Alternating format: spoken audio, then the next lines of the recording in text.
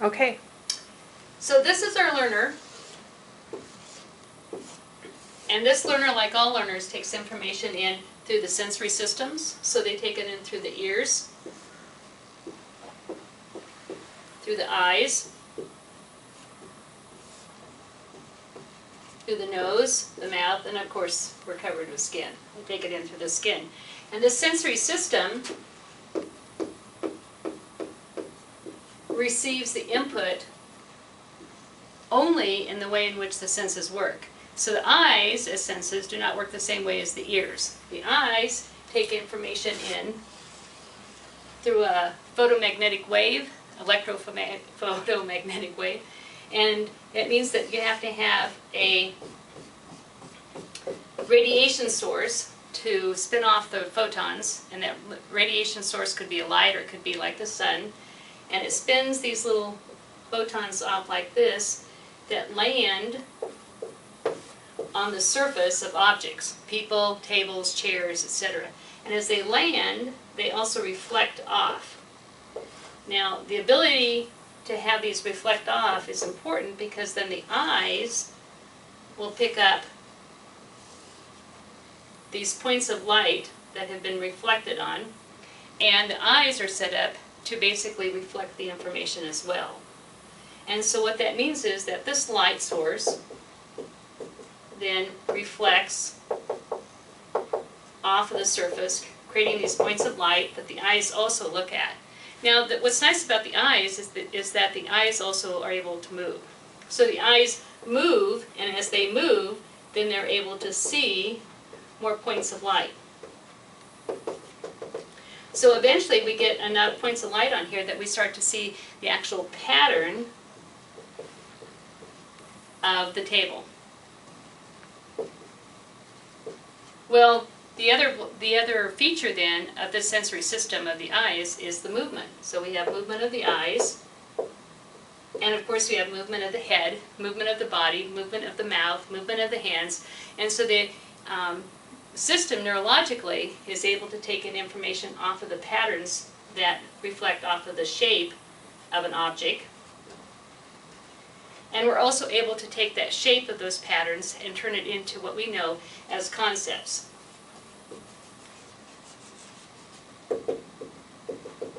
So this becomes the concept. Now the ears work very differently. The ears don't do the same thing as the eyes do. The ears take in the sound wave in pieces and features, semantic features, and the sound wave consists of how fast, or the frequency of the wave itself, which is, for example, if you have a male larynx and the male larynx vibrates, it's a lot thicker, it's a lot bigger because males are bigger, then you get a really deep low voice. But if you have a female, that larynx is a lot thinner, and it's just like in musical instruments, if you have a very thin or a very narrow string, you're going to get what we call a high pitch because you get a faster frequency. So we have frequency that's measured in hertz, which is how fast this cycle goes. But you also have loudness, which is the amplitude of the wave. And so, for example, in classrooms, we often use a little bit of an FM system to amplify the teacher's voice so that the students in the classroom can hear that voice any place in the room. And that allows then the teacher's voice to be heard over the background noise. And so there's loudness part of the wave. And then we have the beginning of the wave to the end of the wave. And this is duration, or time. And this is important because the number one complaint that we have about children in the schools is that they do their homework and they don't turn it in, or they don't do it at all, which is a time issue. So if we take a look at this wave, and we see that in the sound wave we have loudness, frequency, and time, or loudness, pitch, and time, duration. But over here in the light wave we have light and movement. We see that the input system, the sensory systems, give an input that's very, very different than the rest of the system gives. And this wave here, this is acoustic, okay? And what we know about the acoustic wave is that this information comes in all of these little pieces. It goes into the middle part of the brain, goes up to the cerebrum. But what's interesting is that acoustic input, when it overlaps with acoustic input, it won't form any type of thinking. So that means that we can't get concepts made from just straight acoustic input. We can work on sounds with kids. We can have imitate sounds. We can have them produce sounds, but it won't mean that they will get any type of meaning. So we have to take a look at the system again and say, well then how does this learner actually get the meaning that they need for language? Well, we have acoustic input, and we know that if I produce sound, like with the clap of my hands, and I push that wave together, this wave here, very, very quickly, and I release it, it's very, very loud. If I just do the movement of the hands, then there is not much sound. So we know that the sound is made specifically by how that wave produces these features, semantic features, that will in fact, these are semantic features, features of the wave, that will in fact produce this acoustic wave pattern.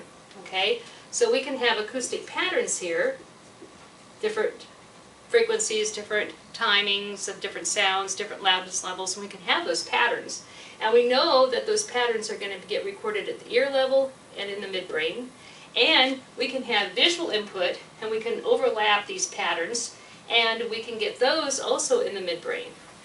In some learners, these will integrate, and when they integrate so that you have the acoustic, and I'm going to put this information over here a little bit, so that you have acoustic input, sound, okay?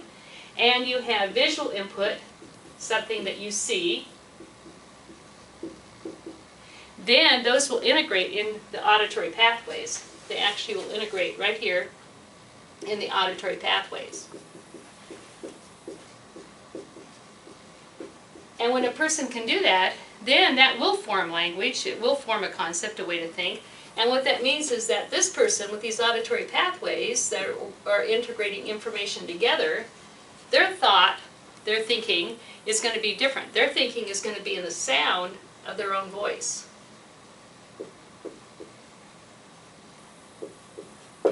Okay? Not the sound of other people. They can hear that on the outside acoustically, but inside they're actually thinking in their own voice. So maybe the teacher says, pick up your shoes or pick up the books off the floor, and the child in their head says, oh, the teacher wants me to pick up my shoes. So they do it in the sound of their own voice in their head.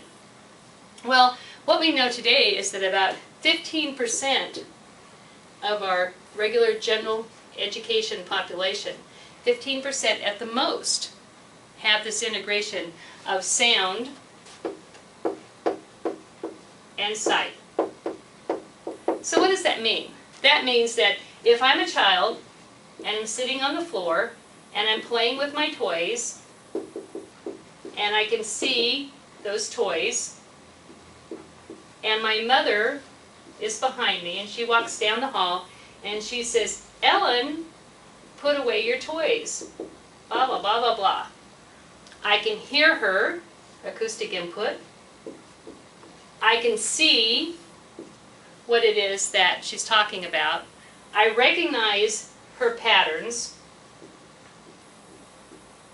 I think in my head, oh, she wants me to put away my toys. I say that in my head, and I start to put away the toys. In our culture is auditory. Our culture that is auditory expects us to be able to do this. This is the teacher that stands in the classroom and says, open up your book and turn to page 35. This is the speech and language pathologist that takes the kid out of the classroom and spends lots and lots of hours working on phonological rules, awareness, discrimination, that kind of thing, because we expect the kids to be able to use the sound piece and connect it somehow visually so that they can form out of what they hear with what they see.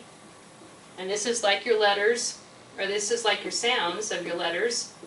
And these are your letters. They expect our kids to be able to do that. And that's what the classroom teacher expects in terms of phonics and spelling and that type of thing. But yet, only 15% of our general ed population can actually do that. So this is our culture. This is our education system because it's our macro culture. And yet this is not actually the way that most of our kids are able to process the information sensory-wise. So let's go over to the other side here for a second. And this is auditory. I'm going to put a big auditory up here so we understand what that term means. It's not the same as acoustic. and know that we're not talking about learning styles, we're talking about learning systems, the way the system actually processes the information neurologically. And we're going to come over here for a second and take a look at this person who made this picture in their head. Well, the person who makes the picture in their head, they're going to be doing this processing a little differently. So this person over here, they're sitting on the floor, they're playing with their toys, they're thinking about what it is they see. This is their toys they're playing with. And Mom comes down the hallway and she says, Ellen, blah, blah, blah, blah, blah, put away your toys. Now, I see the toys, I'm thinking about the toys, I've got something I can see here in my head, I've got something I can see out here, but here's the sound. And I know I hear sound, but the patterns don't match with what I see because that isn't the way I make information that's meaningful to me for language. So instead of being able to follow that sound, what it is I whip my head around to see what she said, but Mom's gone because that's what our culture does. Our culture drops the sound of the words and then we move on. Today we're going to talk about Italy. Today we're going to do physics. Today we're going to do math. It's now time to go out to recess. We put the words out there in an auditory culture and we expect a person to process them and be able to integrate them and do something with them for thinking. So I go back looking at what I can see, which are my toys, and I continue playing with my toys. 15 minutes later she comes back down and she's not as happy this time around. She says, Ellen, I said to put away your toys. And I can tell by the tone of the voice, because my hearing's okay, I can tell by the tone of her voice that she's not a happy camper. So I whip around real quick again to see what she said, but she's gone again. Okay, third time down the hall, she says, Ellen, I said put away your toys. And now she's a really good mom, so she comes over, she gets down on her knees, she gets over here where her face is closer to my face, where I can turn and see what she has to say. She then starts to put away the toys. I can see what she's doing. And now I have what she says in terms of her face. I can see her face. I have what she does. I can see what she does. I can put the two together. And so now I know that this movement of this face goes with this movement of my hands to put away these toys. And so when she looks like this and says this in this way, it means to put it away.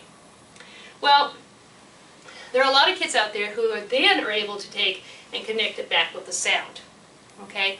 And there's probably, of this 85%, there's probably about 60% that can do that. Okay? They can then take what they see with something else they see, okay, and then they can connect these concepts, these ideas, back to what a person says, back to the sound. Okay? So the majority of our general ed population actually are people who think visually, even though our culture is auditory. They don't like the phonics, they don't like the spelling, they don't like a lot of the auditory tasks, the multiplication tables that we ask them to do. But they eventually figure out, by people showing them what it is that they're saying, and by learning to read, seeing what's on the page, they eventually figure out what it is that sound that you're saying, wah, wah, wah, wah, wah, what that actually means. But if you notice here, that leaves 25% that can't do that. And what I'm seeing in the schools today is that number is really a lot higher. It's probably closer to 30, 35, percent. In some classrooms it's as high as 65 to 70% of our kids cannot connect the sound. So the sound is just not used. Okay? They can pick up pieces of the sound, how loud it is. They can pick up pieces of the sound of what the voice sounds like, but they're not really processing the information, which means that we have to get them into writing. So basically, we have two types of ways in which we can process the sound and the sight, the reception of the sensory input into our system. We have an auditory way of doing it. We could put acoustic and visual together, and that's our auditory culture. We have acoustic and visual to make the auditory culture. And we have a visual overlap. We see the ideas, it's visual, and we overlap it with more visual patterns, okay? That will form a visual concept. So this is an auditory concept, this is a visual concept. And I've got it on the same person here on my drawing, but I will tell you that in a learning system, the question is, how do you acquire new concepts And to get a new concept, I'm going to do it one way or the other. I'm not going to do it both ways. I can work in another person's system for a short time. You know, I can follow an auditory instruction if I'm visual, and a visual person can follow, or an auditory person can follow the visual piece for, you know, less than 10 minutes according to brain research. But the reality is that if I want to learn something new, a new concept, I'm going to have it presented in the way that learning system produces those concepts. Well, where does language fit into this picture? We talked about sensory input. We've talked about perceptual patterns. Okay? We've talked about concepts. Whoops, I should probably change this. This is really not a plus. This is really rewrites. It really becomes perceptual patterns. I've talked about concepts. All right? Where does language fit in? Well, if my mom over here is saying, Ellen, put this away, and those are her acoustic patterns, okay, then these are patterns. They don't become concepts until I know what it is I've said, and Ellen over here can recognize what it is that Mom has said, and they're also language. So language represents Mom's concepts. Language can in fact be patterns. You know, I can say, yeah, yeah, yeah, yeah, yeah, and you can imitate, yeah, yeah, yeah, yeah, yeah. And we say, okay, well, she knows what I said. Well, no, I don't know what that means. You don't know what that means, so those are just patterns. So in a lot of the books today, it says language is imitated. Yeah, the patterns of language are imitated. That's why I speak English and not French. My parents used English. I imitated their patterns. But concepts also determine what I can talk about. So if I have something I want to say, I have to have the concepts first, which means that I have to understand what it is I'm going to talk about. So language can in fact be patterns, and language also helps me develop my concepts so that my concepts become greater, my thinking becomes greater. So we can have language patterns or structures. We can have language concepts, which are functions. And this is our cognition. This is how we think. Okay, so what you might do at this point now is take a look at this and say to the neighbor that's sitting next to you how it is that we actually process information to form concepts. There are two ways. So turn to your neighbor and talk about the way in which people in general process information for language purposes.